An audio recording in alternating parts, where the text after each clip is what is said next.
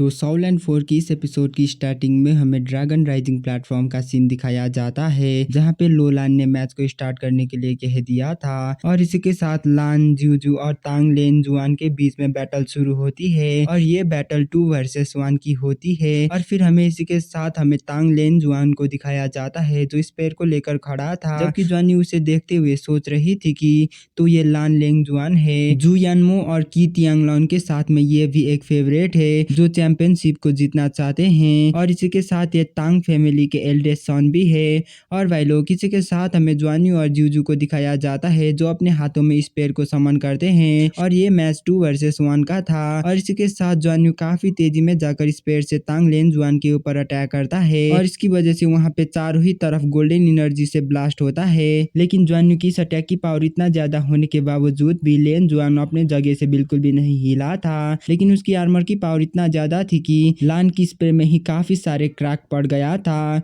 और इसके कुछ ही सेकेंड्स के बाद लान की स्पेयर भी पूरी तरीके से टुकड़े टुकड़े हो गए थे, जिसे देखकर लान काफी हैरान परेशान होता है और वो काफी परेशान होकर मन में सोचता है कि ये किस तरीके की ड्रैगन आर्मर है, इसकी डिफेंस तो काफी ज्यादा ही स्ट्रांग है। जुआनी तो ऐसे ही काफी परेशान था, जबकि लेन जुआन एक इविल स्माइल के साथ अपने पैरों से जमीन पे अटैक करता है, जिसकी वजह से जमीन से अर्थ एलिमेंट ऊपर आकर जुआनी को लगने ही वाला था और यह अटैक देखते ही देखते जुआनी के काफी करीब भी आते ही जा रहा था। और इस अटैक को काफी करीब में आता देख लान बचने की कोशिश करता है, लेकिन फिर भी वो अटैक जुआनी को लग नहीं लगता है। लेकिन एंड टाइम में जूजू ने अपने एबिलिटीज को यूज करके जुआनी को पीछे खींच लिया था और इसकी वजह से जुआनी बाल बाल बचता है। फिर जुआनी पीछे आकर जूजू को शुक्रिया अदा करता है और इस तरफ लेन जुआंग जूजू के ऊपर थोड़ा सा गुस्सा हो गया था। और भाई लोग इसी के साथ हमें लान को दिखाया जाता है जो काफी खतरनाक तरीके से गोल्डन ऑरा को रिलीज करते हुए गोल्डन ड्रैगन रोर एबिलिटी को यूज करता है और वो डायरेक्टली लेन जुआन के ऊपर हिडन अटैक करते हुए सोचता है कि ये अपोनेंट तो काफी ज्यादा ही चालाक है, मेरे अटैक से बचने के लिए इसने तुरंत ही ग्रेविटी कंट्रोल, ग्राउंड रश और रिबाउंड एबिलिटी को यूज कर दिया।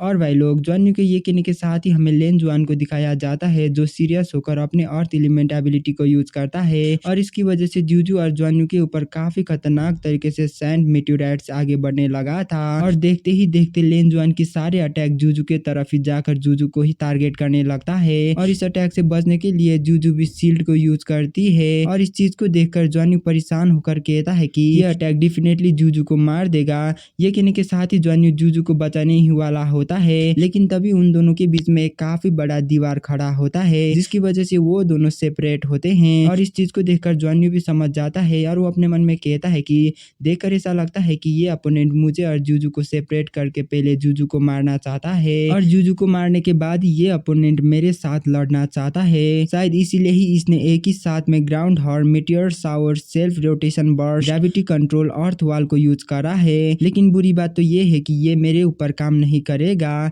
ये कहने के साथ ही जुआनी काफी खतरनाक तरीके से गोल्डन एनर्जी को रिलीज करता है, जिसे देखकर लेंग जुआन कहता है कि क्या ये नई ट्रिक है। वैसे तो ये लोग स्ट्रेंथ के मामले में ज्यादा कमजोर नहीं है, लेकिन फिर भी जीत या हार ये तो बाद में ही पता चलेगा। वैसे भी मेरी मिटियोर की अटैक जूजू के पास पहुंच ही चुका है, अगर उसने आसपास के अटैक को ब्लॉक कर भी लिया तो भी वो ऊपर से आया हुआ अटैक को ब्लॉक नहीं कर पाएगी, इसीलिए वो डेफिनेटली सेकेंड अटैक से इंजर्ड हो ही जाएगी। लेंग जुआन तो ऐसे ही सोच रहा था, जबकि इस तरफ जूजू के पास जुआनी की 9 कलर की एनर्जी आने लगा था और इसी के साथ लेंग जुआन भी अपने पीछे कुछ फील करता है और इसीलिए जब वो पीछे मुड़कर आगे देखता है तो उस जगह से पहले ही जूजू गायब हो गई थी, जिसे देखकर वो हैरान होकर सोचता है कि वो तो यही बात सोच रहा था, जबकि उसके पीछे से जुआनी आकर उसके ऊपर काफी खतरनाक तरीके से अटैक करने ही वाला था, जिसे महसूस करके वो बचने की कोशिश करता है, लेकिन जुआनी उसे मौका दिए बिना ही काफी खतरनाक तरीके से डिस्ट्रॉयर, शॉक और एक्सप्लोड टेक्निक को एक ही साथ में यूज करता है। और भाई लोग जुआनी के ये अटैक इतना ज्यादा पावरफुल होता है कि इसकी वजह से उसकी मुंह से काफी खतरनाक तरीके से खून आने भी लगा था और तो ये सेम टाइम में काफी ज्यादा ही इंजर्ड हो चुका था। फिर हमें इसी के साथ जूजू को दिखाया जाता है जो मौका पे चौका मारते हुए उसे वहीं पे फ्रीज कर देती है और वो एक पंच के साथ आइस ब्लास्ट एबिलिटी को यूज करती है,